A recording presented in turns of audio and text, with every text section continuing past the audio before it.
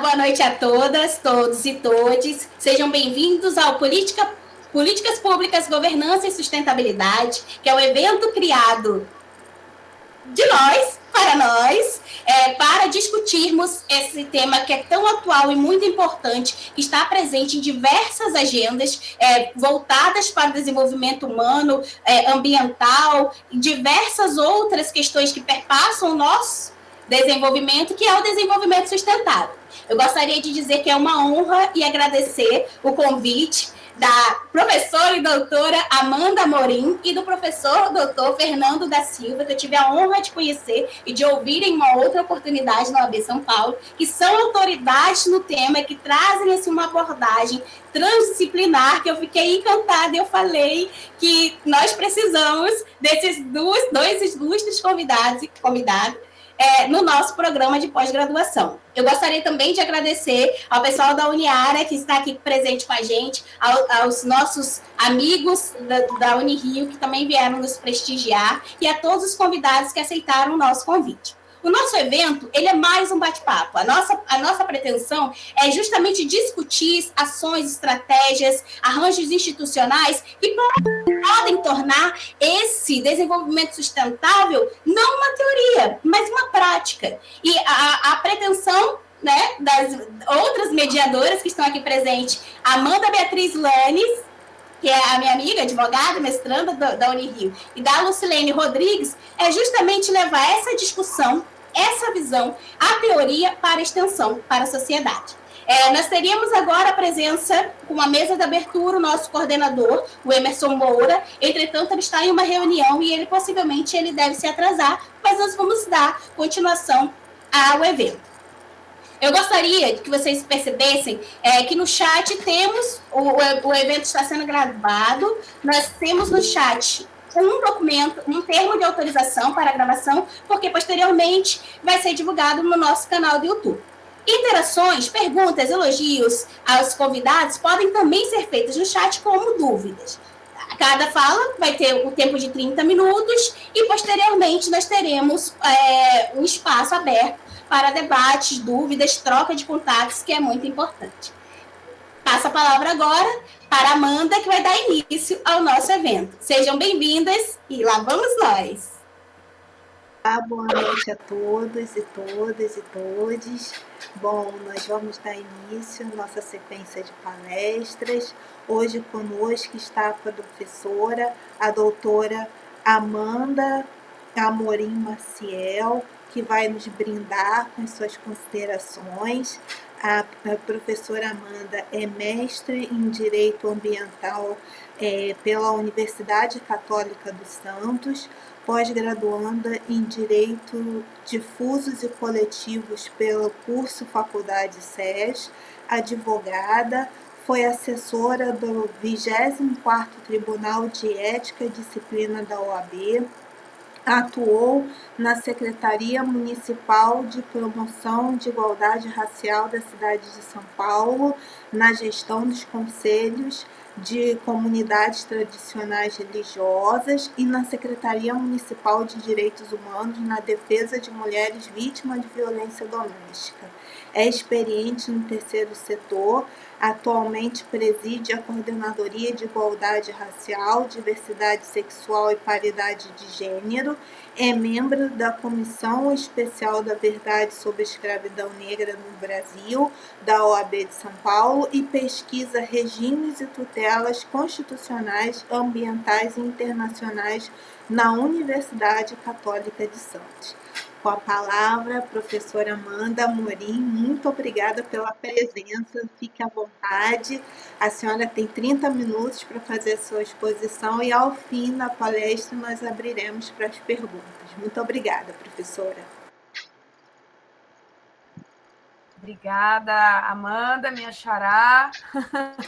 A apresentação aí podia ter cortado a metade, né? A gente aqui na segunda-feira só ouvindo, enfim, os históricos, né, os trabalhos de tudo que já foi feito.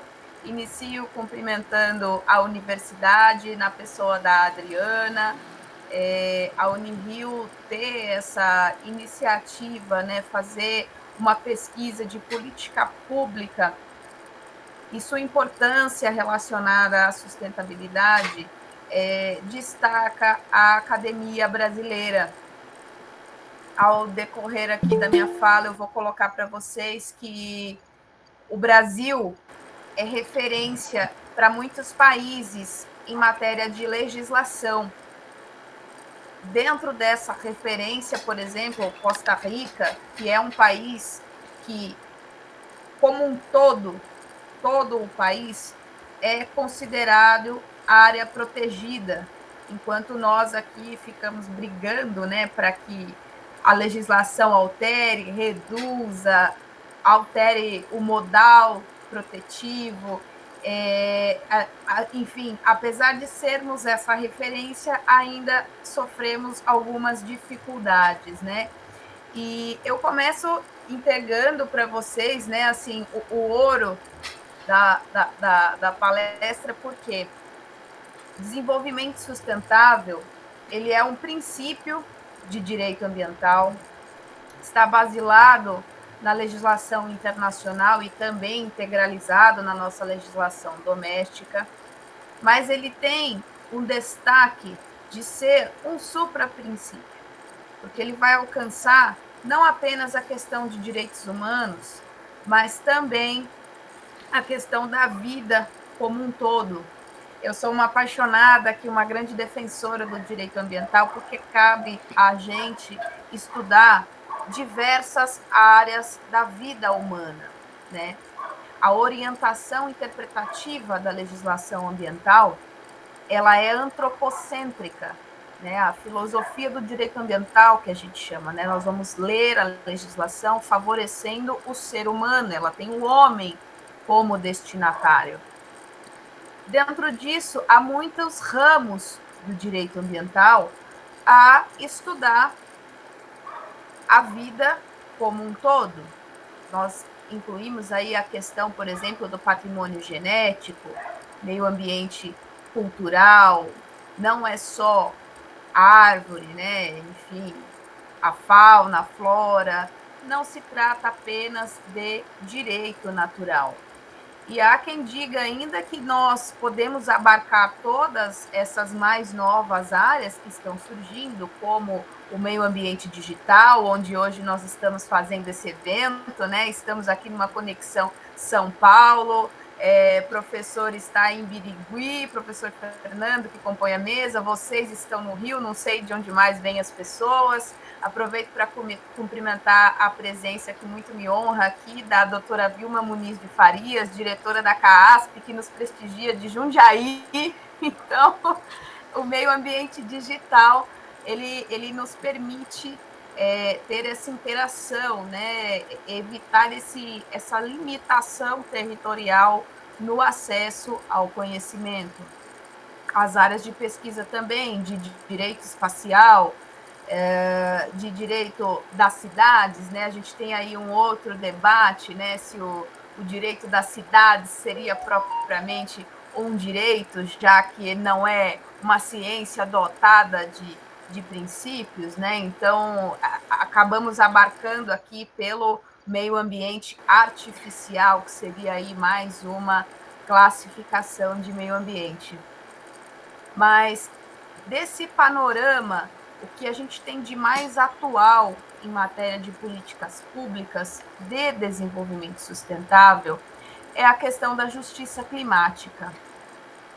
E pasmem vocês, senhores, que na justiça climática existem alguns requisitos para que possamos ter êxito no alcance desse anseio social, e um deles é o combate ao racismo. Acreditem que há um movimento coletivo no mundo para que se reparem situações à época da escravização e, a posteriori, as consequências dessa prática econômica tão prejudicial, em especial para as pessoas da raça negra, que foram quem experimentaram os prejuízos a longo prazo dessa prática, em que pese temos consciência e conhecimento científico de que a questão da escravização não se limitou tão somente aos negros, mas nos interessa mais esse ciclo da pesquisa, porque o Brasil foi o último país a erradicar a escravização no mundo, e é algo tão recente que nós temos aí que combater em diversas partes do mundo ainda. Então, veja, dentro da justiça climática, para que se alcance uma equidade, um equilíbrio no nosso planeta, de acesso aos recursos naturais, que na maioria das vezes são esgotáveis, né, em que pese a busca do desenvolvimento sustentável, seja utilizar com parcimônia para que possamos garantir essa disponibilidade para as presentes e futuras gerações. Então, vem de novo a tecnologia somando com a sustentabilidade para que inteligentemente possamos continuar nos valendo dos bens ambientais, né, fungíveis, né, aí muitos dos bens de fontes esgotáveis ainda que assim, e que nós consigamos fazer uma abrangência de conexão desses recursos com as necessidades humanas, que vem uma população aumentando aí de forma extrema, né, de forma de grande proporção. E a partir disso, esse equilíbrio mundial, ele reclama a questão da erradicação do racismo. Vejam que as maiores vítimas do racismo são as mulheres negras, mães solo, lideranças familiares. Por quê?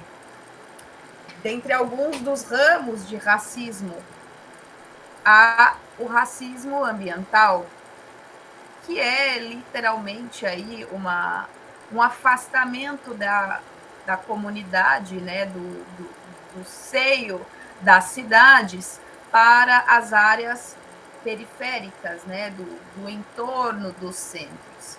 E veja que essas lideranças, infelizmente, por questões econômicas e famélicas, estão sendo deslocadas para os locais com maior complexidade de sustento. Há famílias no país mais farto do mundo sobrevivendo ainda em lixões, sendo que nós temos a política da logística reversa já em vigor há anos, que é um outro ramo de pesquisa que eu até gostava muito de me atualizar nas notícias, mas nos últimos tempos acabei não acompanhando por ausência de efetividade do cumprimento dessa legislação. E esse é um dos pontos que eu queria abordar com vocês hoje, porque se nós temos um Brasil, um país, um conjunto de normas que é referência internacional, por que a legislação não é efetiva? E aí nós entramos na questão do poder público, do executivo, da participação da sociedade, exigindo a aplicação dessa legislação. Porque se 70% das vítimas de racismo, injustiçadas ambientalmente falando, são mulheres, o que está ocorrendo dentro do nosso país? Que vontade social não está sendo expressada nos bancos das academias, nos debates, nos artigos científicos? Por que não estamos olhando para esse grupo de hipervulneráveis? O direito ambiental, ele pesquisa, em sua maioria das situações, as questões coletivas e difusas. Difusas aquelas que a gente não consegue limitar, né? Por exemplo, aqui um bem ambiental, o ar. Não consigo delimitar, né? O ar é para esse quadrado aqui da Amanda, palestrante, falando, não. o ar é um bem difuso. Já uma questão coletiva, inerente, por exemplo, aos cidadãos de Campinas. Tem lá o nosso Vale do Silício brasileiro, que eu tive a felicidade de visitar esse final de semana. É uma questão coletiva, porque diz respeito tão somente a quem está limitado àquele ambiente, àquela cidade. A gente consegue identificar quem seria aquela coletividade sem individualizar. Já pela individualização, aí seria a terceira classificação, que a gente chama dos direitos coletivos, individuais ou homogêneos, né? Que você consegue identificar efetivamente aquele sujeito de direito. Mas eu trazia para vocês essas questões coletivas, porque às vezes parece muito que, nossa, mas quem gosta de direito ambiental, né? Mas que pessoas nobres, estão sempre preocupadas com o próximo, com a questão aí antirracista, e os animais são grandes militantes, quando na verdade nós estamos preocupadas com a questão da disponibilidade de recursos. Porque se não tiver água potável para que eu beba hoje, para que eu tome meu banho, faça a minha comida, não vai ter para mais ninguém. Então, veja que é uma questão de analisar a situação que a gente vive, as possibilidades do que está sendo feito, de como está sendo gerido o nosso patrimônio ambiental, e é onde nós focamos aqui na fala, na importância das políticas públicas para o desenvolvimento sustentável. Bom, feita essa introdução aqui, eu trago para vocês uma discussão que eu sempre gosto de falar nas palestras, nos eventos, que depois da pesquisa Genoma, foi uma pesquisa que tratou de entender os seres vivos, né, na sua essência, até onde se pôde cientificamente comprovar, o que diferencia um ser humano, né, uma célula que evolui até se tornar um ser humano, ou um alface, é muito pequeno, é muito pouco. Dentro disso, a nossa corte maior brasileira, né, o Supremo Tribunal Federal, reconheceu que raça é uma coisa que não existe.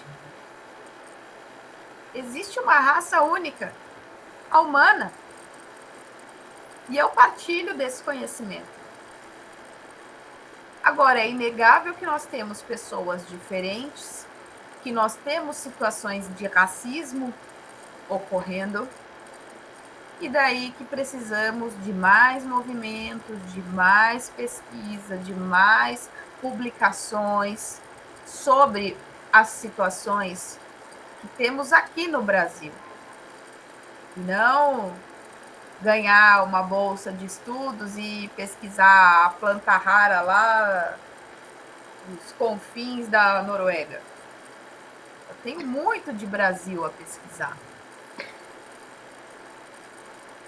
Essa questão toda veio muito à tona por conta também da COP27, né, a última conferência do clima que nós tivemos aí no Egito. Foi um evento muito falado, né? Tivemos a participação de diversas autoridades, foi um evento que repercutiu na participação feminina, principalmente, porque houveram os encontros pré-oficiais, né, que se chamam ali, bancadas de mulheres que a gente chama de hipossuficiência, de hipervulneráveis, né, porque reúnem diversas condições em que elas podem ser vítimas de discriminação.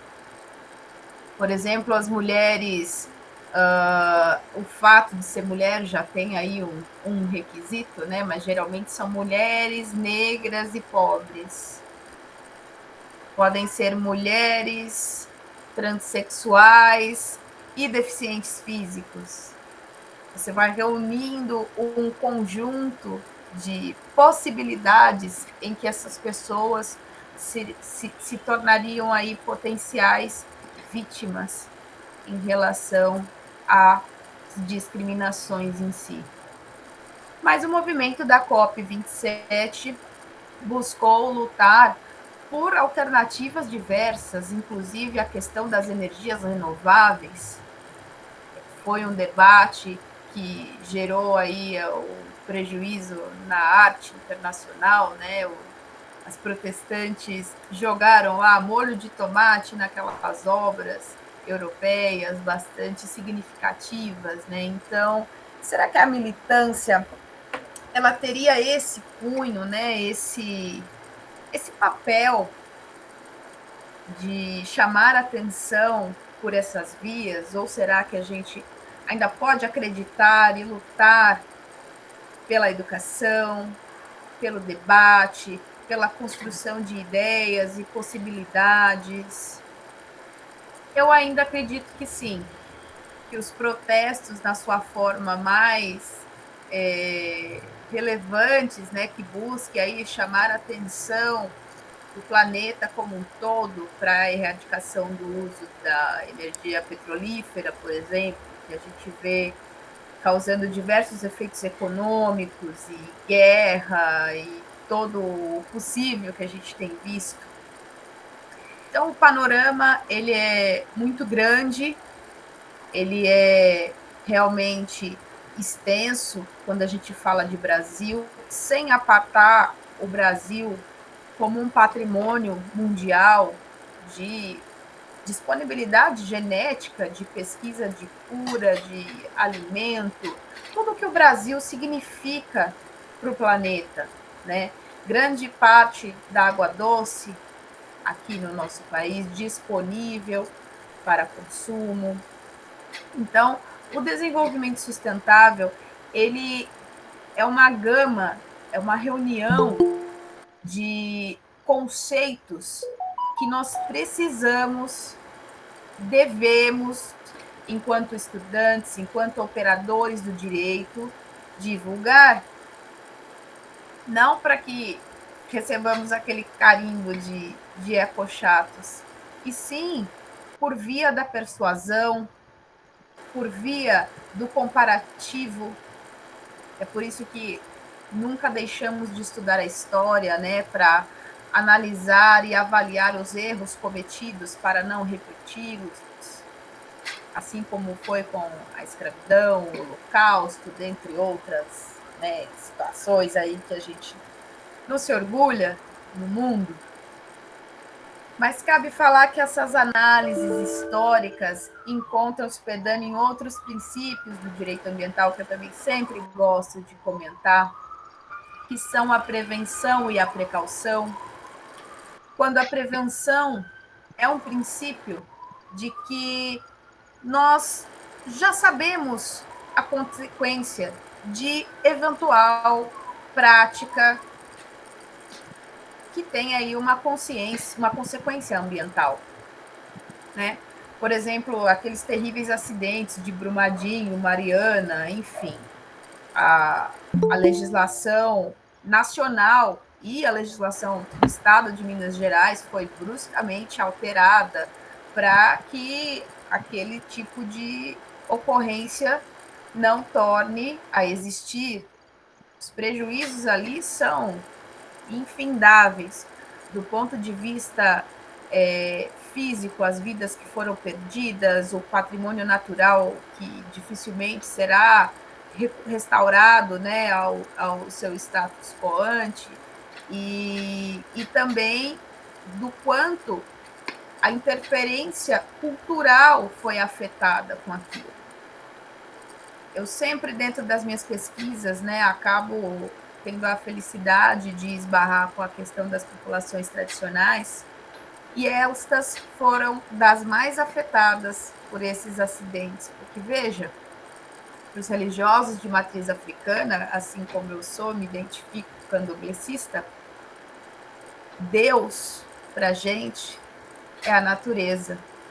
eu respiro Deus, eu me alimento de Deus, e quando eu quero reverenciá-lo, eu busco um local natural para fazer ali a minha oferenda. Isso faz prática da minha vida, é cultural, essa forma de culto. E aí eu não tenho mais um rio limpo para me conectar com Deus. Olha o impacto da ausência do princípio da prevenção. E vou além ainda, tratando do princípio da precaução. A precaução, você não tem a exata dimensão das consequências que aquele dano ambiental pode causar, mas você tem aí uma expectativa, não é? Se eu direcionar um dejeto para o rio, alguma consequência eu entendo que vai ter. Se ela vai causar a mortandade completa dos peixes, se ela vai inviabilizar o consumo d'água, seja lá qual for a consequência, ela pode ser catastrófica ou ela pode ser de menor proporção. Mas eu tenho essa certeza, alguma consequência vai haver. Eu preciso ser precauto, ser cauteloso com relação a esse manuseio do patrimônio ambiental. E o que vale ser mais importante, já conectando aqui com a fala do meu professor, é o seguinte: o Brasil, senhores, ele é o quarto maior emissor de gases do efeito estufa do mundo. E quem é que está emitindo esses gases, né? Será que é só o carro da grande cidade? Será que essa é uma questão tão somente da indústria? Quem de fato é responsável por isso? É um debate para uma outra meia hora, mas eu não vou ficar cansando vocês aqui, também não sou a maior especialista nisso, mas eu queria chamar a atenção para vocês nesse dado, porque qual que é o efeito, né? Qual que é a consequência dessa questão do efeito estufa que a gente já está vivendo, né? Quando você emite mais calor que a Terra tem condições de absorver, aí a gente vai criando uma redoma de calor que é efetivamente uma cortina aí que vem aquecendo a Terra, né? Hoje mesmo aqui em São Paulo tá um calor sinistro e tá chovendo desde as 4 das 13 horas após o almoço e não parou de chover e continua abafado. Eu tô me sentindo no Nordeste hoje, assim, tá diferente a situação, não é?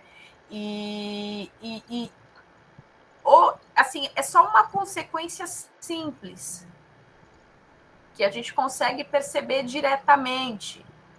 Mas, por exemplo, o aquecimento, que efeito que vai ter nos polos? Se derreter as geleiras, cidades vão desaparecer. A começar aí pela Cidade Maravilhosa. Então, perde-se, né? Há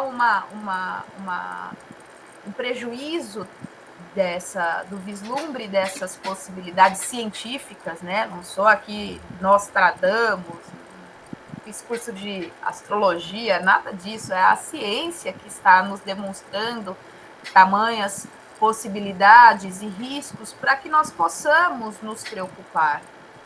E aí a Amazônia, como carinhosamente é chamada pelo nosso planeta, né, de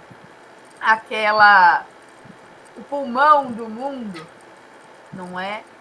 E com toda essa importância, com toda essa relevância para o nosso país, a gente teve um desmonte dos aparelhos fiscalizatórios, né? Só falando a nível federal, porque a nível São Paulo, o governo novo nem tomou posse ainda, eu já comecei a chorar no dia da eleição, porque pegaram a pasta de infraestrutura meio ambiente, transportes e não sei o que mais, e transformaram numa coisa só.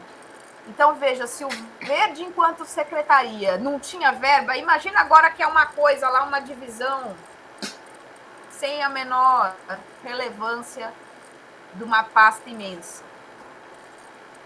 Então, eu quero já ir partindo para a conclusão aqui da fala, que a importância do desenvolvimento sustentável das políticas públicas é a sobrevivência humana, é a questão da dignidade das pessoas, não só aquelas que estão à minha volta, as vizinhas, né, o meu filho ali diretamente, mas a humanidade como um todo.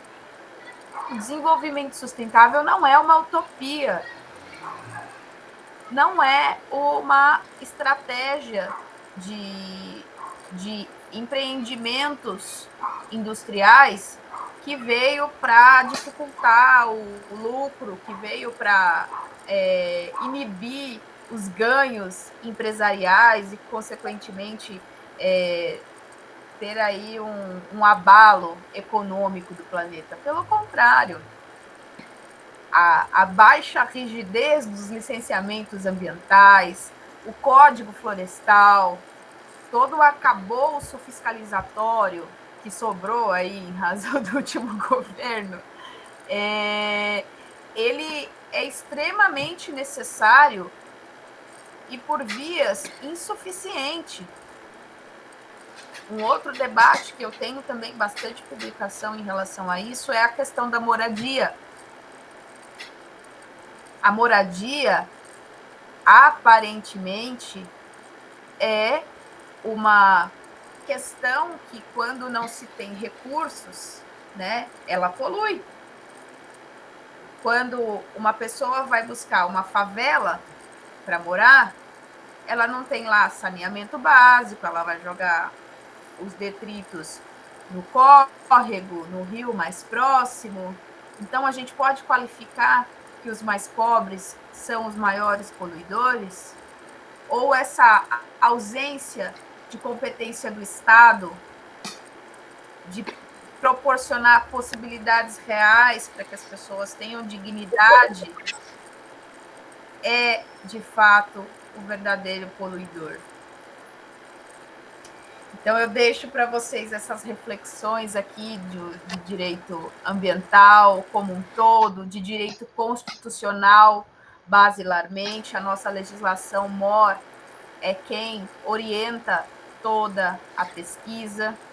Espero que eu tenha aí despertado um pouquinho dessa paixão que eu tenho por essa área. Eu tive a felicidade de ser muito bem orientada lá uns anos atrás, aí não vou contar muito não, porque a graça da raça negra é esconder a idade, né, gente? Fica com essa cara de 22, mas já passou um pouco. Quando eu conheci o professor Fernando e ter a chance de dividir um painel com ele, né? Quem sou eu diante de tanto conhecimento?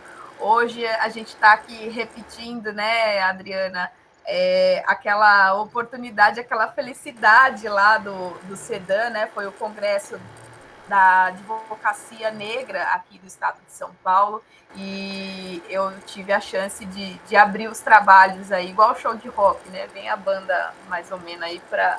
Agora, com vocês, a estrela. Muito obrigada, querido. Estou à disposição para perguntas e debate.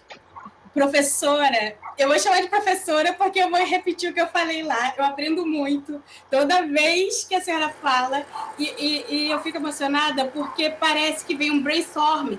E ultimamente, essa semana, eu gostaria de ressaltar isso, há menos de 7 dias, tudo que a senhora foi falando parece que foi passando um filme na minha cabeça. Nós fizemos uma apresentação na disciplina de Judicialização e Meio Ambiente, que falamos justamente desse respeito, no que diz respeito ao, vou botar entre aspas, sacrifício animal, que foi a palavra utilizada, mas que não é um sacrifício, é um culto. E nós temos um Estado, né, democrático em que a laicidade ela é também um pilar de liberdade de crença. e culto religioso. A senhora começa falando do racismo, não, da justiça climática. Quem não estava, nós vamos ver depois no PPGD Unirio, porque é um conceito, justiça climática, racismo ambiental, como essas mudanças climáticas. Eu fico arrepiada, porque é só uma pessoa que tem a prática, e é por isso que nós decidimos, a Amanda, ela vai até falar, desculpa ainda interromper a Amanda, manter o currículo da senhora na íntegra, porque a sua prática, a sua vivência enquanto profissional reflete a forma como a senhora percebe as políticas ambientais e o meio ambiente. Porque, infelizmente, né, eu vou dizer infelizmente, muitas pessoas concebem o meio ambiente como fauna e como flora, como só a questão verde, quando o ambiente é tudo aquilo que nos permeia. O meio ambiente é a nossa qualidade de vida. Então, quando a senhora diz que pensar no meio ambiente é pensar no nosso desenvolvimento humano, eu não sei, eu falo, gente, dá o troféu para ela, porque ela merece. Eu sou caixinha, eu sou essa pessoa. Eu gostaria também de agradecer a professora Vilma, eu vou passar a palavra para a Amanda, porque eu estava aqui folgorosa para falar, olha, esse é o primeiro, mas depois nós vamos esmiuçar todas essas questões que a senhora trouxe. Eu vou voltar para a Amanda para ela fazer as considerações, e aí depois, Amanda, você pode passar para a Lucilene, que a gente vai seguir.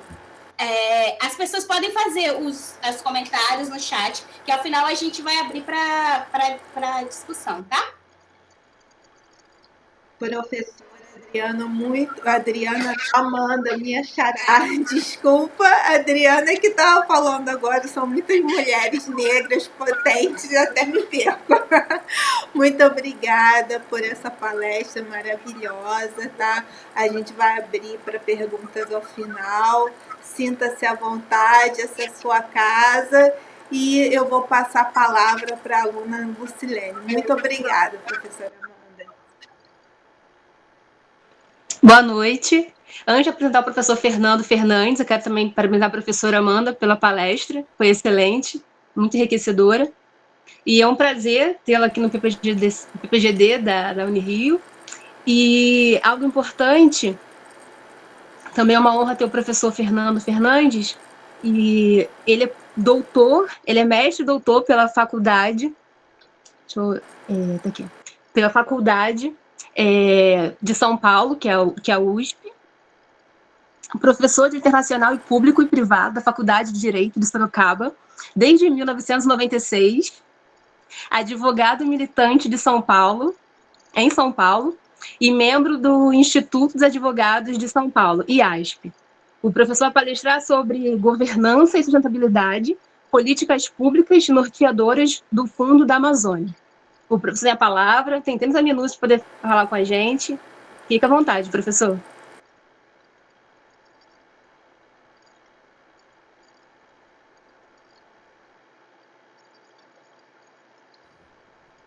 Abrir seu microfone, professor.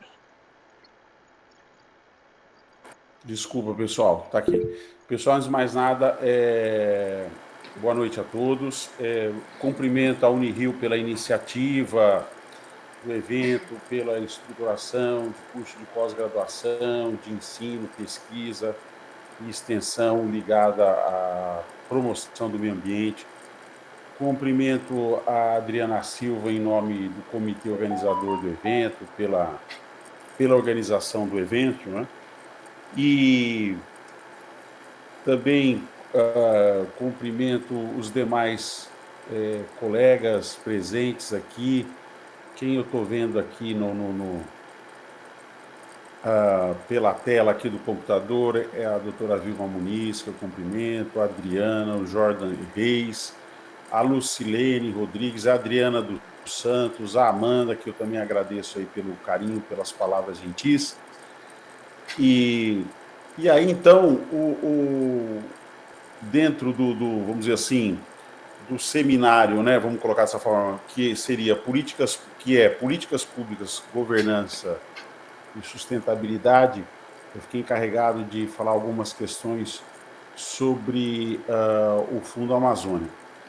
E nem sei se é um caso assim, porque não é bem uma situação de aula, né? Não é uma situação que você vai explicar alguns termos, algumas expressões, alguns fenômenos. Acho que é mais a proposta aqui hoje é conversar e trazer algumas reflexões sobre o assunto que foi proposto. E aí eu gostaria já de dizer que gostei muito do tripé aqui colocado, que é políticas públicas, governança e sustentabilidade. Por quê? Porque eu acho que são três temas e três, vamos dizer assim, fenômenos muito ligados e que estrutura e dá resposta para várias questões ambientais. Primeiro porque políticas públicas me vem à mente de que significa, de alguma forma, intervenções que o Estado faz na sociedade, e dentro dessas intervenções, você, em articulação com alguns segmentos da sociedade, você promove e estrutura certas políticas. Então, aquela coisa, quando o Estado, de alguma forma, cria um órgão ligado à proteção ambiental, ele está se articulando com algum segmento da sociedade em adotar uma estratégia em aliança com esse segmento de promover uma política ligada ao meio ambiente, assim como se dá na agricultura, na educação, etc. Só que eu diria que hoje, cada vez mais, muitas das políticas públicas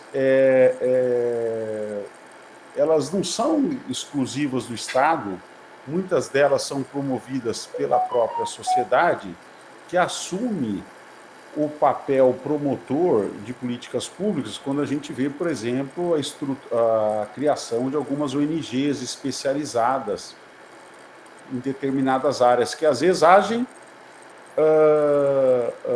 solitariamente, sem a articulação com o Estado, mas promove e articula com a própria sociedade a construção de alguma política pública.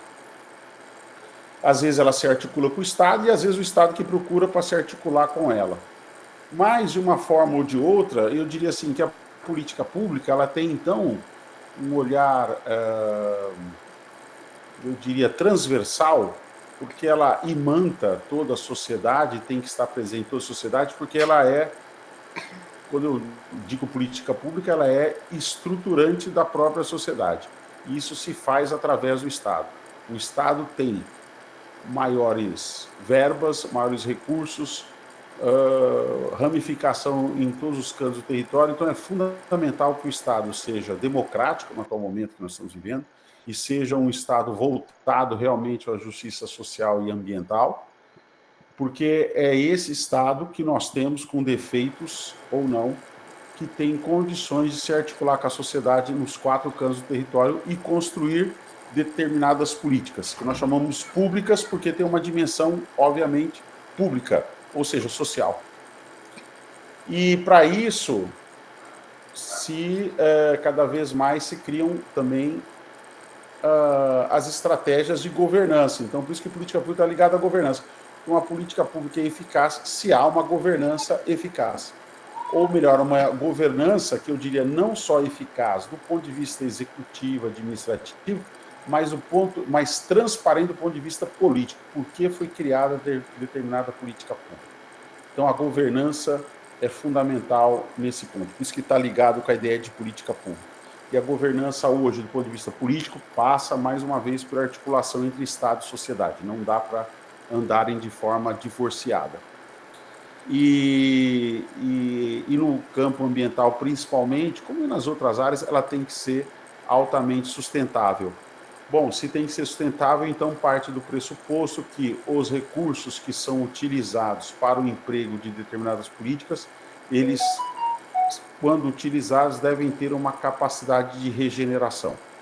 E aí é por isso que muitos estudiosos sobre a Amazônia hoje têm uma preocupação com o desmatamento avassalador que a região vem passando, porque há uma temeridade que isso afeta a sustentabilidade, ou seja, chega num ponto que eles falam do ponto do não retorno, ou seja, vai chegar um ponto que depois a floresta não vai ter condições, né, ou todo o bioma não vai ter condições de se auto-regenerar, e aí acaba esse bioma se empobrecendo, se transformando num bioma, vamos dizer assim, com uma que vai perder a sua identidade original e se transformar num outro tipo de bioma que não é aceitável em termos ambientais no momento. Por exemplo, muitos autores ou estudiosos sobre o assunto entendem que, se continuar esse desmatamento, a Amazônia daqui a pouco vai virar um bioma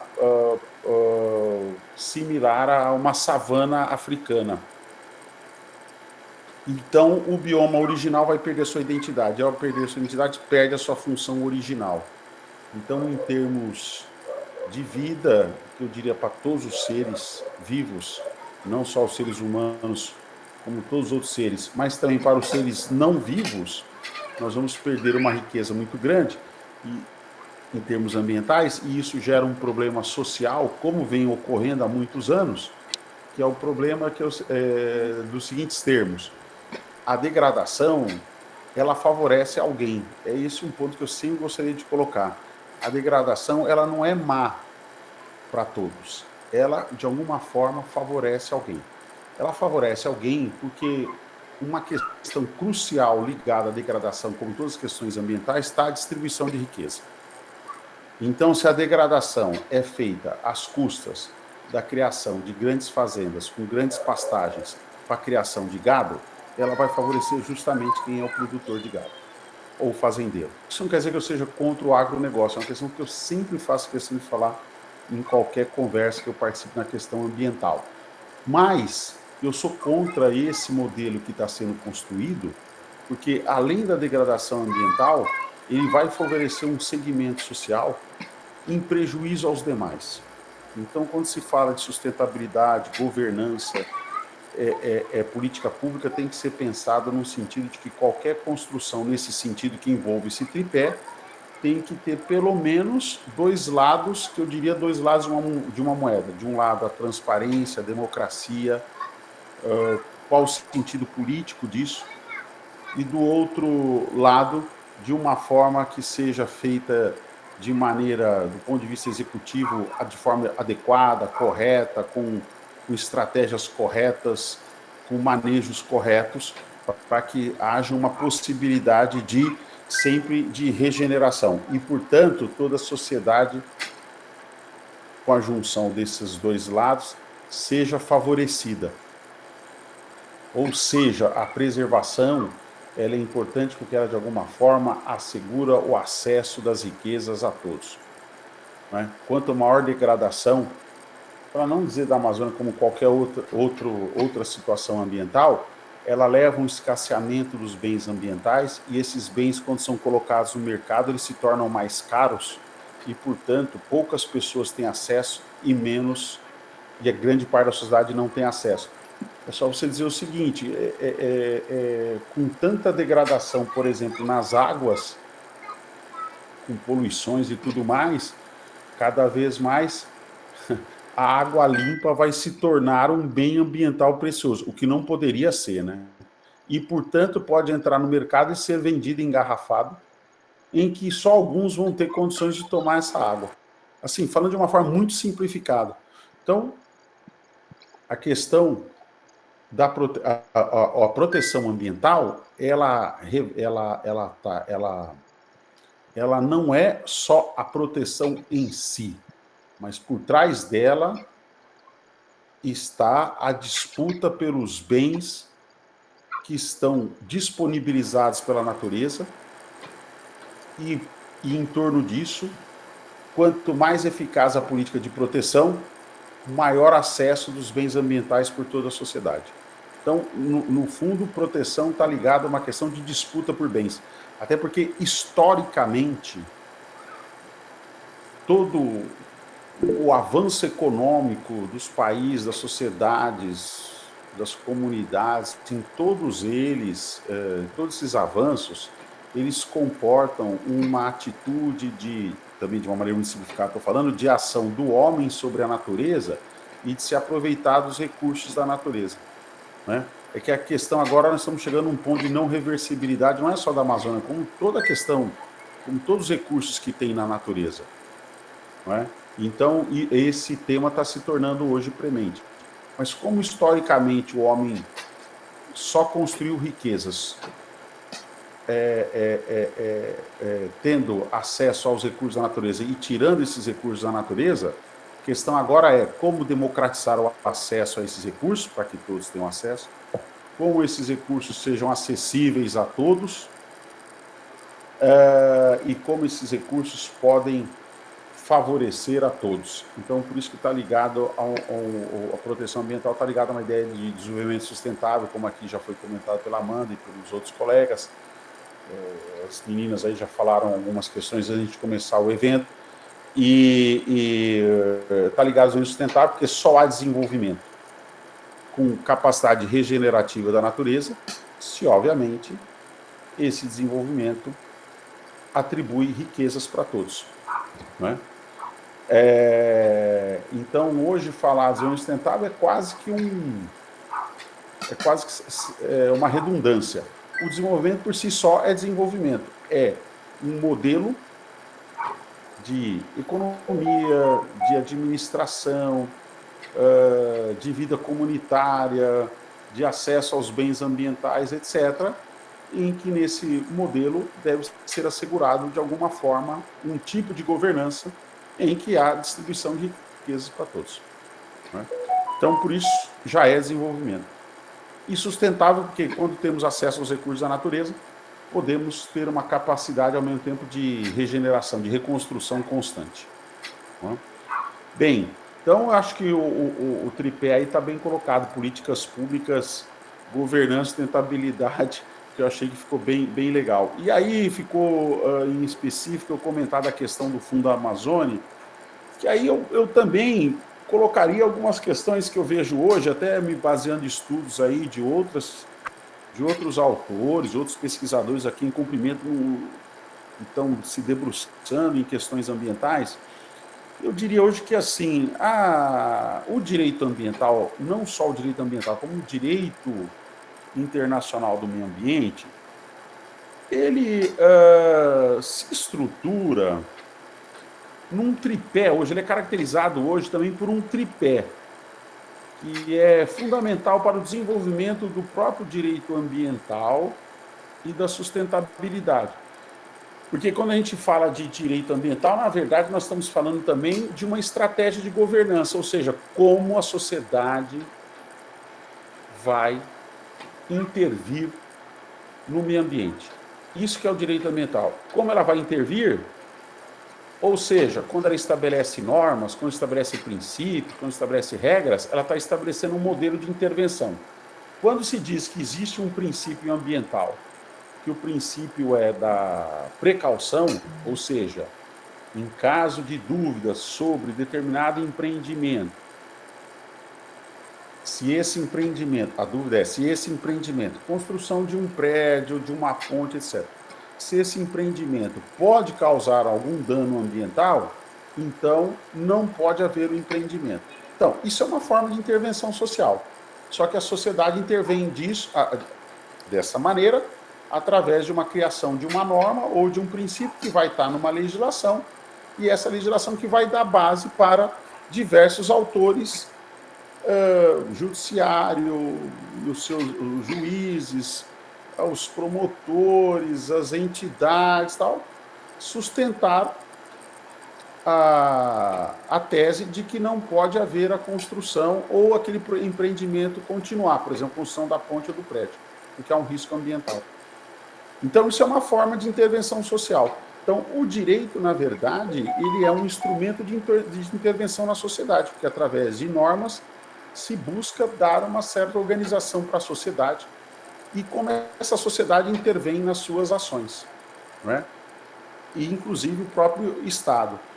Então, eu diria hoje que o direito ambiental, ou seja, esse instrumento de intervenção que decorre de um modelo de governança, de um tipo de governança, né?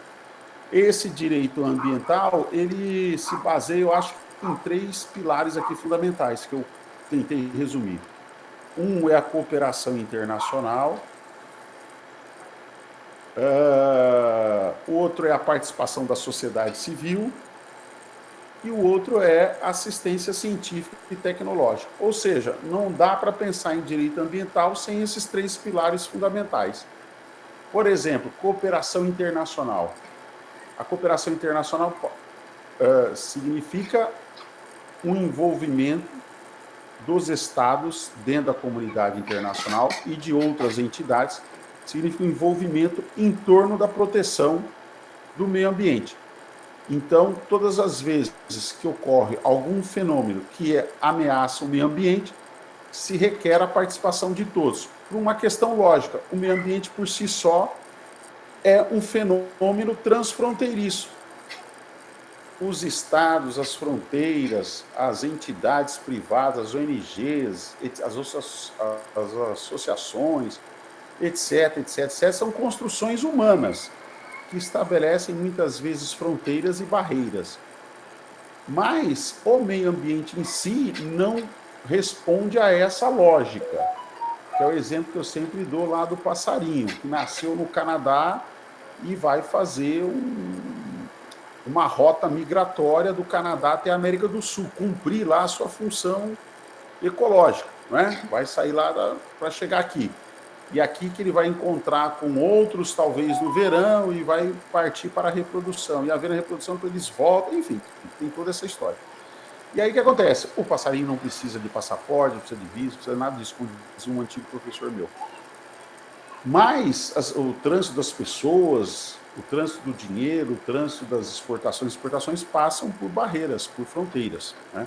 Então, mas a questão ambiental, o fenômeno ambiental não passa por isso. Então, é necessário de que, para que o passarinho possa sobreviver, que quando ele sai lá do Canadá e chega aqui no Brasil, por exemplo, tem que ter a cooperação dos Estados Unidos, do México, da Guatemala, de Honduras, de El Salvador, do Panamá, da Colômbia, da Venezuela, etc., até chegar aqui no Brasil.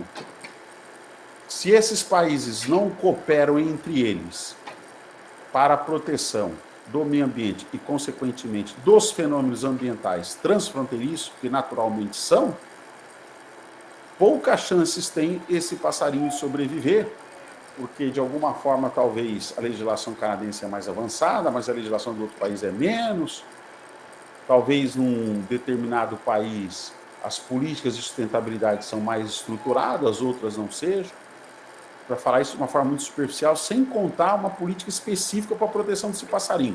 A cooperação dos cientistas, dos diversos países onde ele vai transitar, dos órgãos governamentais, dos órgãos ambientais, a sociedade desses países todos. Precisa criar um santuário ali em tal país, porque tem uma área que foi degradada, e precisa plantar tal tipo de espécie de planta, porque ali vai facilitar vamos dizer assim, o pit stop dele, né? Que nem na Fórmula 1, vai parar um tempo ali, depois vai continuar voando, tal, então precisa fazer.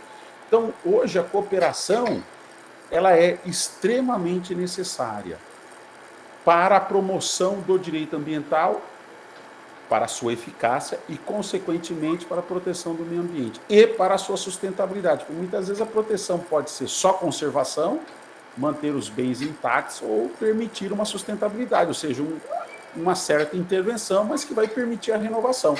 Mas, dada a Revolução Industrial que começou no século XIX, todos os fenômenos ambientais hoje eles têm um impacto transfronteiriço. Vamos dizer assim, nos tempos lá da Roma Antiga, do Egito Antigo, o boi, qual que era o problema ambiental? Era um boi que morria na beira do rio, porque estava velho. E, vamos dizer assim, durante um tempo, esse boi falecido ali, ele seria atacado pelos urubus, pelos corvos, etc. Depois ele vai ser decomposto lá pelas bactérias, etc., etc. Ou seja, aquele ciclo que a gente conhece tradicionalmente, mas assim, vai causar um mau cheiro, a água vai ficar um pouco estragada, um pouco ruim para beber, mas é um período. Depois a natureza absorvia o boi com todos esses ciclos que eu estou falando de decomposição do animal, e a história se resolvia. Mas hoje, assim, um cidadão que vai lá, despeja lá um litro de ácido X lá na beira do rio, esse ácido não vai ser mais absorvido pela natureza, talvez, né? Ou se vai ser absorvido daqui 3.000 anos. Então, o problema ambiental que vai gerar em torno disso vai durar por gerações. E aí essa água vai vai andar por vários cantos do mundo, né? Vai fazer parte do subsolo, faz parte do rio que chega no mar, enfim. Então, esse dano ele vai atingir outros países e outros territórios e vai se tornar permanente. É só ver aí, eu não tenho agora aqui de cabeça ou estudado, já li várias vezes que estatisticamente está mais do que comprovado que nós temos mais plástico hoje nos oceanos do que peixes, né? Se o plástico fosse um alimento comido normalmente pelos peixes, você fala, não, tudo bem, a natureza tem capacidade de absorção. Ou o plástico naturalmente se dissolvia em 5 minutos, você podia jogar um monte lá e ia dissolver. Talvez com o tempo podia afetar a qualidade da água, mas menos impactando que hoje. Mas como não tem essa possibilidade, o plástico vai durar lá, sei lá, centenas de anos, não sei nem quanto tempo que dura lá o plástico, mas enfim, vai durar pra caramba. Não tem como proteger o meio ambiente e atacar esse problema ambiental se não tem a cooperação de diversos estados, porque o plástico está migrando aí pelos mares. Então, a cooperação hoje ela é fundamental para combater as mazelas ambientais e para continuar promovendo um meio ambiente sadio. Haja vista a questão climática aí, que é o tema, vamos dizer assim, do momento na questão ambiental, né? Então, assim, o buraco na camada de ozônio também não tem país a escolher. Buraco é buraco. Está lá. Né? Então vai afetar a saúde de diversas pessoas. Bom, isso é uma coisa. Aí a outra é a questão da participação da sociedade civil. Como a Amanda também colocou lá na sua exposição, a questão ambiental hoje também deixou de ser... Eu vejo assim, hoje que ela é uma questão imantada assim, em toda a sociedade. Então, veja, por um lado, você tem lá a devastação da Amazônia, tristemente ocorrendo, de forma criminosa, com a participação de vários segmentos da sociedade apoiando isso, porque isso não estaria ocorrendo. Como eu já disse, tem gente ganhando em torno disso. Mas, aparentemente, ele é um evento distante lá, que você está acompanhando pela televisão. Aparentemente. Mas, talvez no dia a dia já comece a ter efeitos no ar e futuramente vai ter outros efeitos. Mas vamos dizer assim, às vezes você tem algumas questões ambientais que aparentemente elas estão longe, né, da sua rotina. Mas o fenômeno ambiental ele é um fenômeno que está intrinsecamente ligado ao seu dia a dia, porque está ligado à vida das pessoas. E está ligado essencialmente à rotina das pessoas. Por quê? Porque está ligado ao acesso aos bens. As pessoas têm acesso aos bens para viverem. As pessoas têm carro, as pessoas têm casa, as pessoas compram bala, as pessoas compram chiclete, compram chocolate, a pessoa bebe no bar, a pessoa compra a bandeira do Brasil para a Copa, enfim, está muito ligado ao consumo. E o consumo é uma questão que tá ligado diretamente ao acesso aos bens disponibilizados pela sociedade, industrializados ou não. Então, eles estão no nosso dia a dia, na compra do absorvente, a compra do papel higiênico, para dizer assim, das questões mais basilares. Então, veja, só há proteção eficaz do meio ambiente se a sociedade civil participa.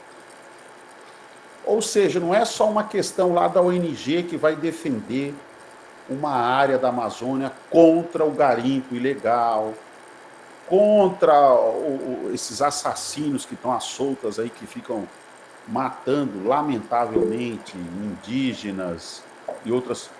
Na verdade, não são, estão matando pessoas.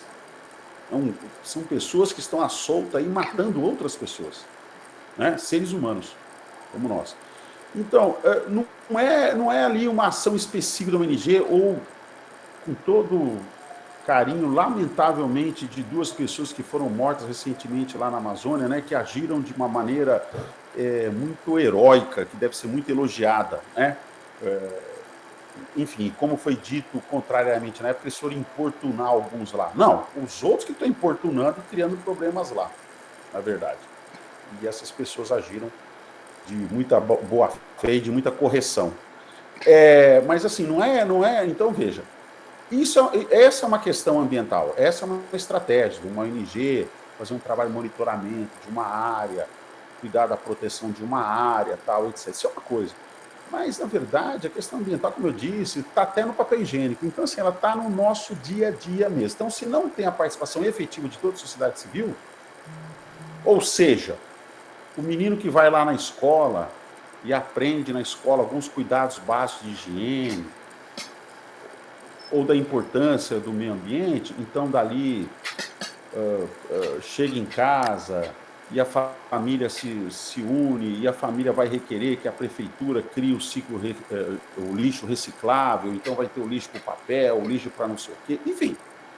Se não começa a chegar nessas questões básicas, a questão ambiental se ramificar no dia a dia das pessoas, na vida das pessoas, também o meio ambiente sofre grandes ameaças. Ou seja, não é só proteger a Amazônia, mas é adotar outras maneiras cotidianas de vida, que passa pela educação ambiental, que passa por questões domésticas, que passa por questões familiares, que passa por questões escolares, enfim, diversas outras questões aí que vão influenciar no cotidiano, no dia a dia, que no final vai tornar todos agentes da proteção.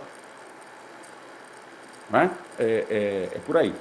E aí também vai se chegando em nichos menores de governança no município. Então a prefeitura vai lá e fala, vamos fazer um lixo reciclado aqui, vamos investir aqui na construção de um aterro sanitário. Enfim, começa a trabalhar com um olhar para o meio ambiente, não só como um olhar que é coisa de ambientalista, mas com um olhar que é uma questão tal qual você fala que a água limpa é fundamental para manter a comunidade do município bem cuidada, você também tem que pensar nessas questões básicas, isso que eu até comentei mesmo.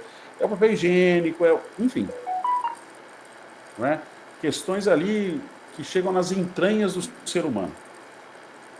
Né? Tratamento do esgoto, tal, etc. Né? Então, ele é fundamental que hoje toda a sociedade civil esteja envolvida na proteção ambiental, da direita para a esquerda, da esquerda para a direita. Essa conversa também hoje, não, porque quem é da bandeira azul e amarela, para não dizer as coisas, né? Contra o meio ambiente, acho que o meio ambiente é coisa de eco chato, mas quem é lá da bandeira lá vermelha e verde, não, tá certo, porque eu tenho que proteger de qualquer jeito. Não, não é por aí. A questão ambiental é uma questão que ultrapassa essas fronteiras ideológicas, porque está ligado a uma questão de sobrevivência. O que você pode discutir são algumas estratégias, aí sim, mas não nesse âmbito. O cidadão vai lá e posta no YouTube que ele foi lá e matou a onça como um ato de autoafirmação que ele faz parte de um grupo, sem levar em conta qualquer... Como você vê aí, gente às vezes posta de forma clandestina, fui lá e matei, sem levar em conta que o sofrimento ele causou a um outro ser. Então, enfim, é um psicopata aí de carteirinha. Aí o que a gente coloca nesse sentido é que a sociedade civil tem que estar efetivamente participando, desde as questões comportamentais até de uma forma organizada. Por isso que é importante as ONGs. Aí eu queria chegar nesse ponto. Por isso que é importante as ONGs, porque se articulam com os governos, tanto em âmbito federal, estadual e municipal, se articula com vários outros poderes públicos para proteção do meio ambiente, porque o fenômeno ambiental é um fenômeno de forma muito absoluta, sem qualquer fronteira. Isso quer dizer, não é só entre países, sem qualquer fronteira, inclusive entre pessoas. Né? O lixo maltratado no vizinho é o lixo que vai afetar a minha vida. Né? A onça que esses seres aí matam de forma indiscriminada, de forma cruel, ele afeta a minha vida também. E assim por diante. Então, estou aproveitando também hoje para fazer as homenagens, né? Por exemplo, uma delas é para a onça pintada. Que é um ser extremamente importante no meio ambiente brasileiro e mundial, até assim, aqui das Américas. Então, assim, são dois itens que eu comentei, cooperação internacional e a participação da sociedade civil. E, por último, a assistência científica e tecnológica. Não dá para pensar em meio ambiente e direito ambiental se não houver uma base científica e tecnológica. Ou seja, as decisões, mais do que em outras instâncias, devem ser muito científicas e tecnológicas. Porque hoje ciência e tecnologia caminham muito juntos, não tem bem uma diferenciação, né? Tem, se você for debater, enfim, há uma distinção aí, mas elas estão muito ligadas. Ou seja, a ciência está ligada a descobertas dos fenômenos da natureza, inclusive os ambientais, e a tecnologia está ligada às transformações que o ser humano faz na natureza através desses conhecimentos que ele descobre. Então ele inventa. Mas a ciência e a tecnologia estão andando de forma muito ligadas, porque não dá para dissociar uma situação ou outra. Cada descoberta é uma invenção quase que para e passo. Então, a assistência científica e tecnológica é fundamental para dar suporte às decisões ambientais, porque, às vezes, em outras instâncias, você não precisa tanto da questão científica. Isso aqui é importante para mim dizer hoje. A gente também está num discurso muito de defesa, muito de contrariedade ao que foi se pregando aí, essas religiosidades falsas, fanáticas, aí que ficam falando aí, e menospreza as questões científicas, mas às vezes a questão não precisa nem ser científica, é uma questão de valores sociais. Então, veja, o cidadão que pratica violência doméstica, dá um soco numa mulher, você não precisa ter um estudo científico para analisar os danos que é causar na mulher. Isso por si só é violento. Né? É um atentado à integridade moral, física, emocional de uma pessoa. Isso é algo mais do que já sabido, vamos dizer assim, é evidente. Uma pessoa que pratica isso está misturada num campo de crueldade e de outros problemas que ele tem que ter, inclusive, um tratamento psiquiátrico. Porque ele mal consegue sentir a dor do outro. Se ele não consegue sentir a dor do outro, ele não consegue sentir a própria. E por isso não se solidariza. Então, veja, tem algumas questões que passam mais para o campo valorativo, que isso também faz parte. Mas tem outras que são científicos mesmo. Então, é aquela coisa. Ciência, você se baseia em critérios racionais e lógicos. Então, é aquela coisa. Olha, vai fazer a ponte. Tá, vai fazer a ponte, então fazer um estudo de impacto ambiental. Tá, quantas espécies vão morrer, o que vai acontecer, etc, etc, etc, etc.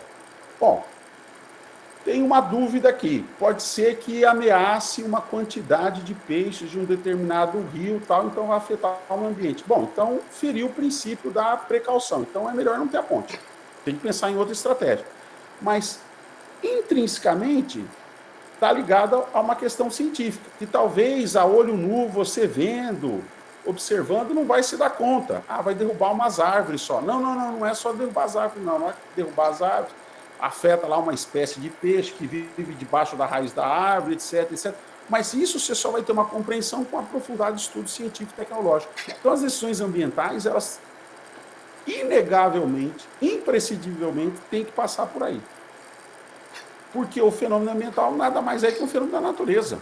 Assim, na sua raiz, ele é um fenômeno da natureza. Então, você só compreende a natureza a partir do aprofundamento dos estudos científicos e tecnológicos. Até porque você usa a tecnologia para poder chegar mais nas entranhas da natureza. Ou seja, você vai ter aparelhamento, então tem que investir nisso, adequado, para ir lá e fazer investigação da raiz, da planta, etc, etc, qual a sua repercussão na vida do peixe, tá certo? Que é algo que às vezes a olho nu você nunca vai perceber. Ou às vezes um simples cenário de observação humana que fica ali, passa dias olhando e vendo o movimento dos peixes. Você pode perceber alguns fenômenos, mas às vezes nem todos, né? Então, por isso que hoje a gente chega até em situações extremas dos transgênicos. Se de alguma forma temos a capacidade de alterar a composição genética dos seres vivos, também temos que ter a capacidade de olhar a entranha dos seres vivos e ver até que ponto eles podem alterar as nossas vidas. Será que o peixe lá, transgênico lá, vai me afetar? Eu quero um estudo também, saber se vai provocar um câncer daqui 10 anos, 15 anos, etc. Tá certo? Algo que eu não vou conseguir perceber a olho nu, ou numa experimentação. Eu vou comer o peixe transgênico durante 15 anos. Aí tem câncer daqui a 15 anos? Não sei, pode ter sido por vários motivos. Não tenho nem ideia. Então, o estudo científico e tecnológico ele é fundamental na questão ambiental. E ainda mais hoje, porque eu acho que a gente está num outro movimento, que não é só um contato mais com a natureza. Agora nós estamos numa questão daquilo que é sintético, que é do próprio ser humano. Existem cada vez mais, óbvio, isso já faz muito tempo, né? Mas existem cada vez mais invenções puramente sintéticas. Então, aquele tecido que você não extrai diretamente da natureza, você não constrói a partir da natureza. É um tipo de couro lá artificial que você não extrai necessariamente também no animal da natureza e assim por diante. São os elementos sintéticos, mas esses elementos também, para serem elaborados e empregados na vida das pessoas, também precisam ter, para a sua liberação, uma assistência técnica e científica para verificar se o sapato que eu utilizo lá com base num couro super artificializado que não vai afetar nunca a vida do crocodilo do jacaré, aí eu me sinto ecologicamente correto. Ah, então não está afetando. Mas, de repente, estou afetando sim, porque o uso daquele sapato é um tipo de produto lá que vai afetar o meu pé e causar um câncer. Então, não é tão corretamente ecológico. Talvez para o crocodilo que está salvo lá. Feliz para ele, mas para mim talvez não. Então, por isso que todas as questões que envolvem consumo de bens hoje, invenção de bens, criação de bens, e que tem uma repercussão na vida das pessoas e dos outros seres vivos, prescindem de uma assistência tecnológica científica. Então, e o direito ambiental, então, ele tem que trazer essa assistência para o seu campo, para não ficar só naquela discussão que eu falei. Uma coisa é você discutir questões valorativas. Por exemplo, é certo uma pessoa ficar xingando outro, o colega lá da escola ficar xingando outro, praticando bullying? Uma questão que você não precisa muitas vezes de estudo científico e tecnológico. É uma questão valorativa. Isso faz parte do aprendizado, não faz? Como é que é isso aí? Não é? Enfim. A outra questão é, o menino lá da escola que vai chupar o pirulito do carrinho, que no meu tempo era isso, né? Você tinha um carrinho de pipoca para a escola e vendia tudo, desde a pipoca até o pirulito e tal, para ali, várias coisas. Então, mas aquele pirulito lá que ele vai consumir, embora seja agradável, gostoso, a boca fica vermelha, né, tinge a língua, tal, etc., ele é só o gostoso ou tem algum elemento ali, né? Enfim. Então, por isso que a assistência científica e tecnológica tem que estar imantada em todas essas questões que eu diria assim, ambientais. Porque, é o que eu falo, muitas vezes, não, mas a gente usou lá um produto X lá que não tem nada a ver com a natureza, não precisamos retirar e não causou dano ambiental. Talvez não tenha causado dano ambiental, mas pode causar um dano para as pessoas. Tem um dano ambiental também. Porque o meio ambiente está ligado à vida também das pessoas. E, de repente, aquilo que eu vou pôr para fora, quando eu vou no banheiro, vou afetar a vida de alguns bichos. Inclusive, fazer uma poluição para os animais. Então, olha só como a questão da ciência e tecnologia exige, né? O conhecimento exige que você tenha uma compreensão de todas as etapas da vida humana e ligadas a consumo principalmente, para uma compreensão do dano. Bom, dito isso, eu diria assim, que hoje nós estamos em três pilares que eu acho fundamental em toda a questão ambiental, tudo que envolve o meio ambiente. Cooperação internacional, assistência científica e tecnológica e participação da sociedade civil. Para se chegar, então, por exemplo, no Fundo Amazônia, né? O Fundo Amazônia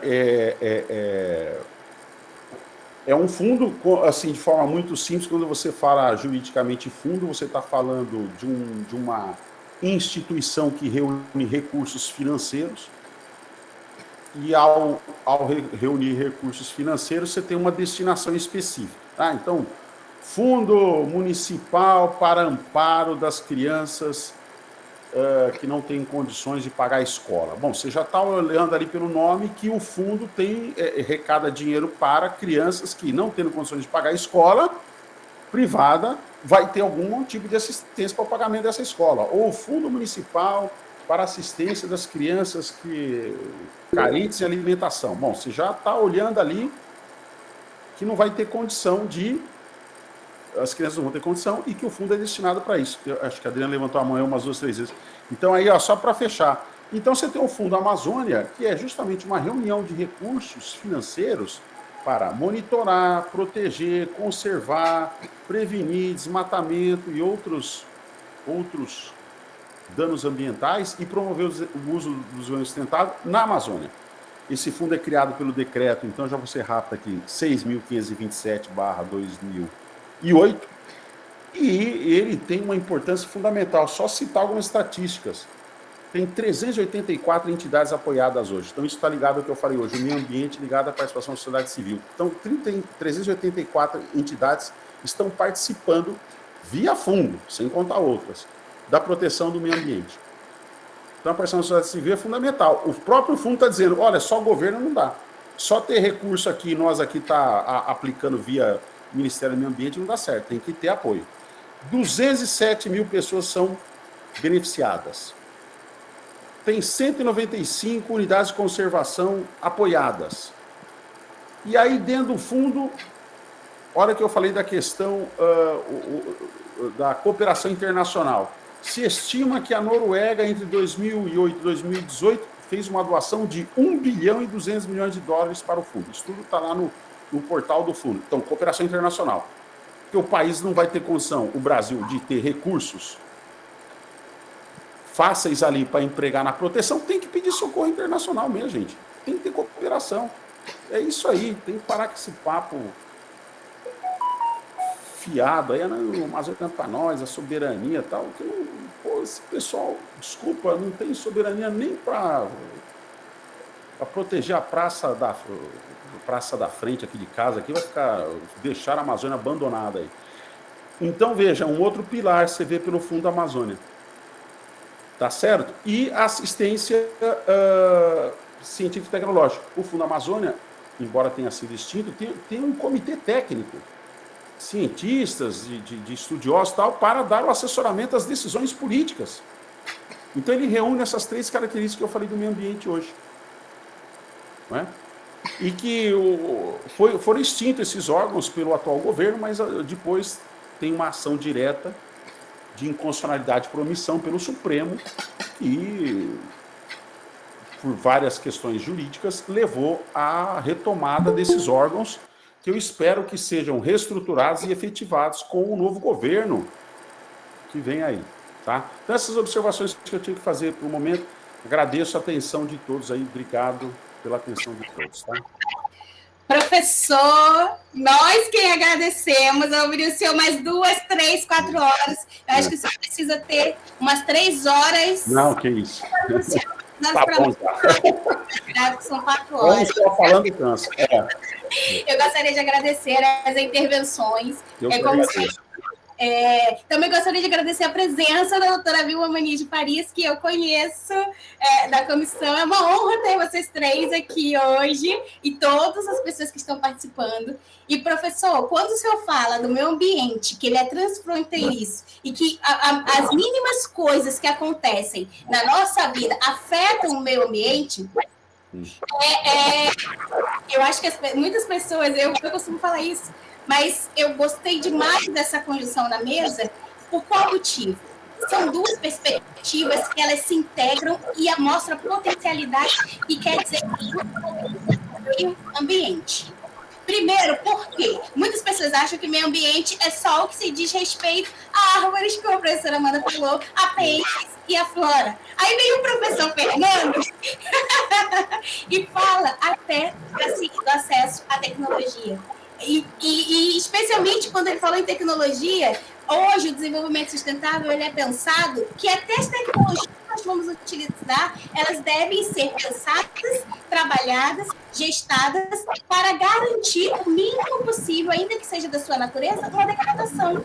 Então, ela não é utilizada no próprio processo, mas até no próprio processo da sua construção, ela deve ser pensada nisso. Então, eu gostaria de agradecer as diversas intervenções, trazer também essa questão que eu acho que agora nós vamos ter aí uma grande, eu espero que a partir de 2023 nós tenhamos um grande avanço no que diz respeito à proteção da Amazônia.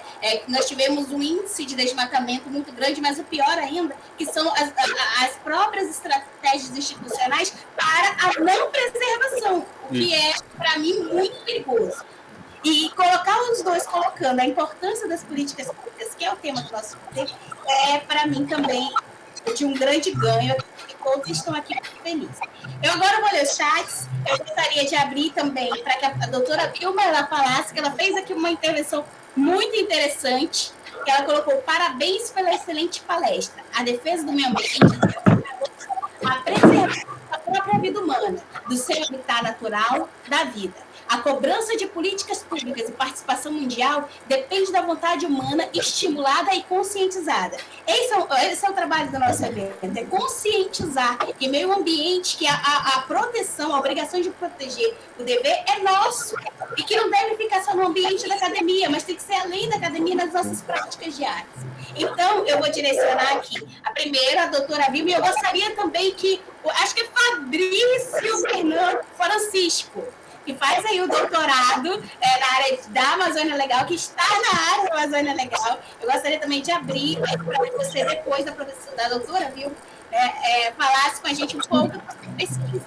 Após eles falarem, as pessoas, por gentileza, Fernando da Silva, nós também agradecemos a presença de vocês, de Ana Carolina, o pessoal do PPGD da Uniara, da Universidade de Araraquara, as outras pessoas que também vieram nos prestigiar. E aí eu abro espaço também no chat, se vocês quiserem deixar algumas perguntas. Então, doutora Vilma, a palavra é toda sua. É um prazer para mim, lições dessa natureza e do meio ambiente. Eu tive uma experiência muito de frente para o problema de meio ambiente quando eu fui secretária de governo de uma prefeitura onde o território da prefeitura é todo de APA, né? De proteção ambiental. Então, a gente, como é uma cidade pequena, a gente conversava com a população uma vez por semana para orientar, né, como fazer. Então, em certa ocasião, apareceu um sujeito para vocês terem ideia como é a conscientização do povo, mas do povo muito, muito carente de conhecimento.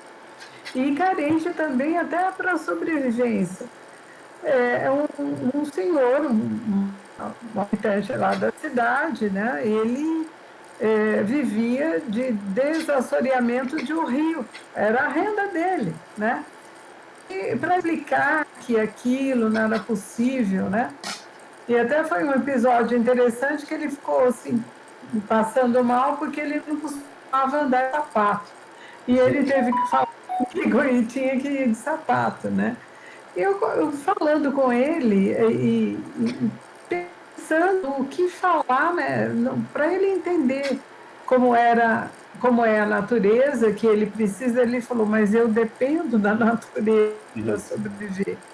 Então, essa conscientização depende também do poder público, de dar alternativas, né?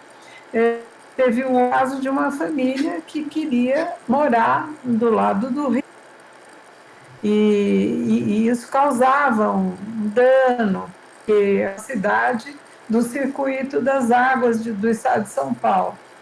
E toda vez que chovia e inundava, eles tinham problema, a gente precisava socorrê-los, mas eles não queriam mais sair. Então, é um trabalho, numa cidade pequena, é um trabalho de formiga, né?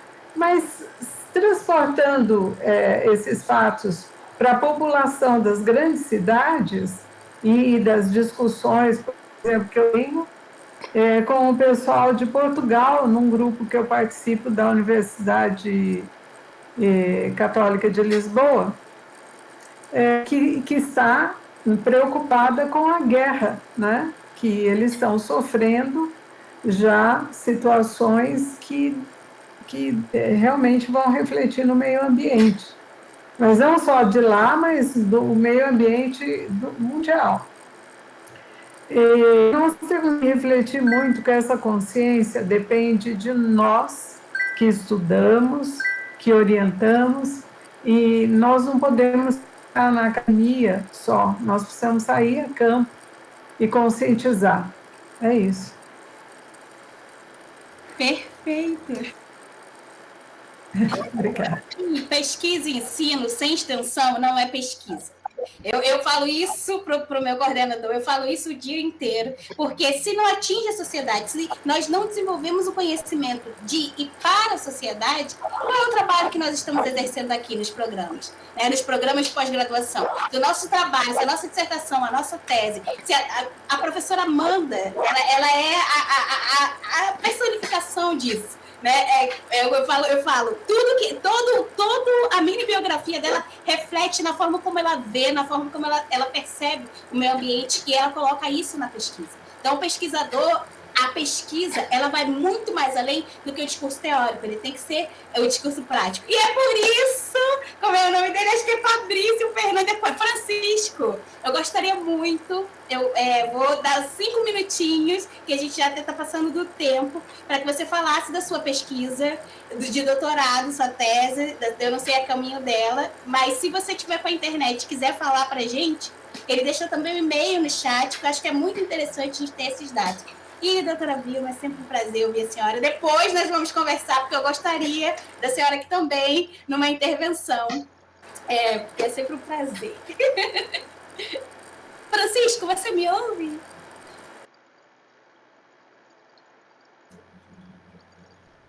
Enquanto o Francisco não vem, né? Eu vou esperar, eu acho que ele caiu. Alguém tem alguma pergunta ou uma intervenção que gostaria de fazer? Além dos parabéns, de excelentes palestras, parabéns, professor Fernando, excelente reflexão. Não? Eu acho que não, né? Então, eu vou fazer assim, Francisco vai ficar para a próxima, até porque estamos já passados uns 11 minutos. Na verdade, estamos no período de 1h30.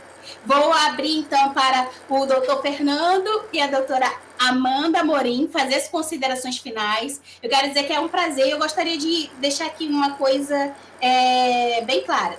Como eu disse, para nós, pesquisa, ensino e extensão é um tripé que precisa ser observado, tal qual políticas públicas, governança e sustentabilidade. Posteriormente, eu vou encaminhar por e-mail, porque a nossa pretensão é elaborar um documento que vai ser entregue para o próximo governo, justamente para auxiliar na promoção de políticas públicas que sejam voltadas para o desenvolvimento sustentável. Então, Adriana, é Amanda? Pode falar, Amanda. Oi, querida. Eu gostaria de deixar uma pergunta para os palestrantes.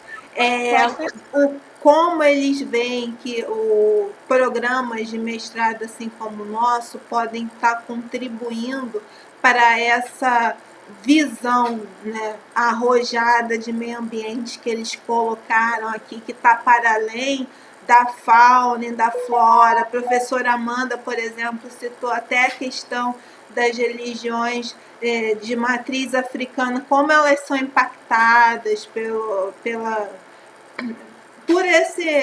por essa devastação do meio ambiente, né? Como o seu direito a cultuar é impactado, né? O professor Fernando fez aí uma exposição brilhante de como é que essa cadeia toda em que nós estamos envolvidos, ciclo da vida, acaba implica em outro, uma ação implica em outra. Então, que papel programas de pós-graduação, assim como o nosso, podem estar exercendo para poder ajudar na construção dessa nova narrativa? Obrigada.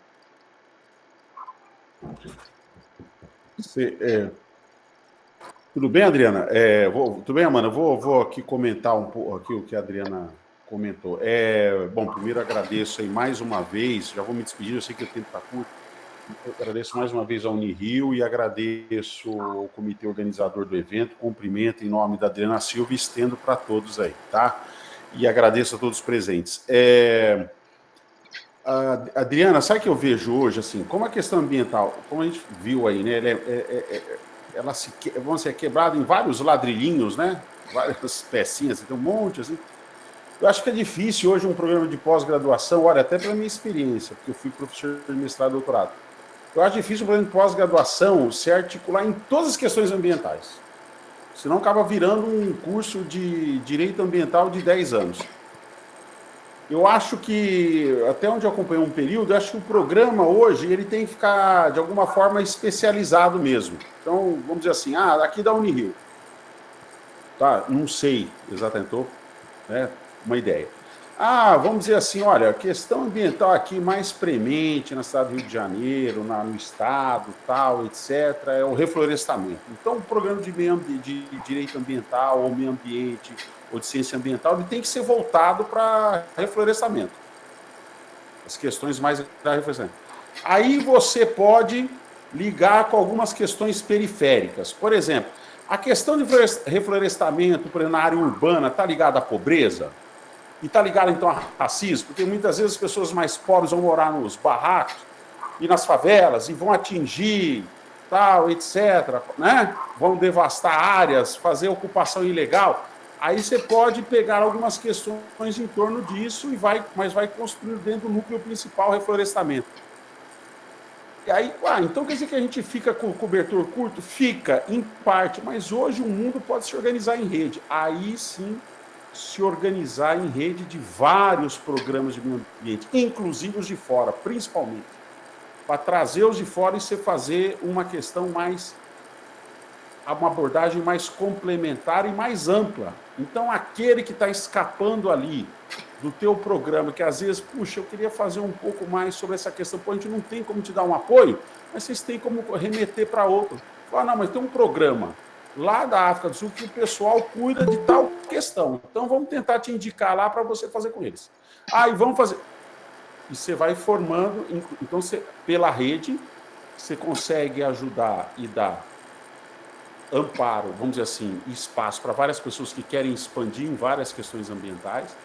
Você vai trocar várias experiências ambientais também nessa rede, questões científicas e assim por diante. Então, hoje eu vejo que é fundamental o programa estar articulado dentro de uma grande rede de cooperação científica, tanto internacional como nacional. Aí sim dá para produzir, né, enfim, trabalhos mais bem elaborados, trabalhados, etc. E no meio disso fazer políticas mais intervencionistas, os trabalhos de extensão, né, que é um olhar da universidade, né, uma clínica, vamos dizer assim, legal, voltada a alguma questão ambiental importante, que o programa da sustentação e assim por diante. Né? Obrigada, professor. Obrigado você, Adriana. Professor, eu só quero dizer que o nome dela é Amanda Beatriz, porque senão ela vai sair como se fosse Adriana. Aí vão dizer, Adriana é maravilhosa, mas na verdade é a Amanda. Mas tá a Adriana dos Santos Silva aí. Porque ela tá com o meu nome. E você é Adriana Silva, tá? Então tá bom. Então, parabéns. Obrigado, Amanda Beatriz. Pronto, a gente registrar. Obrigada. Agora a professora Amanda pode responder. Bom, eu vou bater na tecla aqui do excesso da inundação de pesquisas sobre Brasil, publicações, inclusive nós temos aí uma carência de profissionais com a nossa vivência e com esse alinhamento do estudo técnico, né? Tenho participado de alguns debates em que a gente tem encontrado dificuldades de alcançar pessoas, principalmente da raça negra, com conhecimento científico. Então, cabe a nós, enquanto os primeiros, digamos assim, a ter essas oportunidades, a gente está aqui numa mesa majoritariamente de mulheres e negras, de compartilhar desse conhecimento, de dizer para o próximo, olha, é possível, o programa de mestrado é difícil, sim, você tem pessoas ultradidatas, tipo a doutora Adriana, que está fazendo 2 mestrados ao mesmo tempo e tinha condição de fazer 3, não precisa ser assim, mas um mestradinho é possível fazer. Essa capacidade técnica de pensar, de questionar, de ser culto, isso é muito falho no nosso Brasil como um todo, no ramo do direito em si. não basta apenas ser ali aprovado no exame de ordem e ficar fazendo a sua audiencinha trabalhista ou previdenciária todos os dias da mesma forma sempre. A cultura, o conhecimento, ele precisa ser renovado, ele precisa ser alimentado, né? Você analisar um livro escrito em 1800 por Cruz e Souza e hoje um livro recém-publicado por Silvio de Almeida, são análises absolutamente diferentes, até porque você, o mesmo ser humano que tem acesso a esse conhecimento hoje, daqui 5 anos também não é o mesmo. Então, se você revisitar esse conteúdo, você vai ter uma outra visão. Então, se eu posso deixar aí alguma recomendação, publiquem. Publiquem, pesquisem, não se limitem, não se restringam. Então, vou me despedindo aqui, agradecendo demais a oportunidade, estou muito contente de participar aqui de um evento da Unirio e deixo um grande beijo a todos os que nos assistem e os que futuramente assistirão. Obrigada. Muito obrigada, professora Amanda. Então, pessoal, eu agradeço a todos pela atenção, pela disponibilidade, pela troca. E eu declaro, acredito que eu já posso encerrar o evento, né? Declaro encerrado o evento. Beijos para o pessoal da gravação. Agradeço a todos. Dúvidas, segue a gente lá no Instagram, @ppgdunirio. Tchau, pessoal!